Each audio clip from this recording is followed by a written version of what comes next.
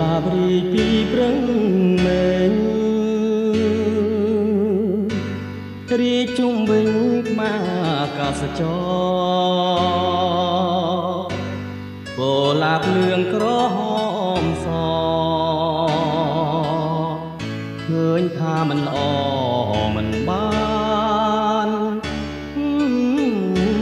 ស្រងអើយប្រហែលគ្នាស្រងមួយណាដែលខ្ញុំលួចស្នេហ៍គឺពលគួចញញឹមជាងគេមានខ្សែភ្នែកស្នេហ៍ស្រទន់សង្ឃឹមថាបានក្រែងលោមិនបានរកតែស្មានមិនត្រូវគេមិនដឹងខ្លួនលងលងអីលើខ្ញុំត្រូវខូចចិត្តម្នាក់បើផ្នែកខ្វាំងមិនឃើញស្រីនោះគ្មានអ្វីខូចចិត្តសងនេះផ្នែកភ្លឺឃើញខូចចិត្តអ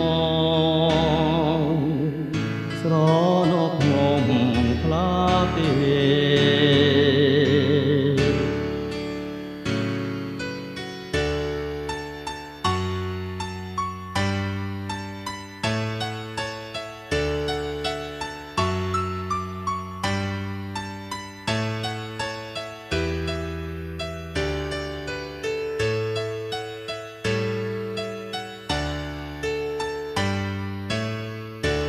សង្ឃឹម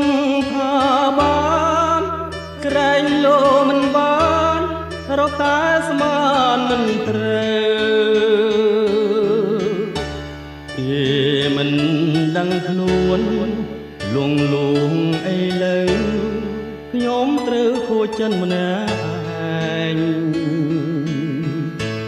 បើផ្នែកខ្វាក់មិនឃើញស្រី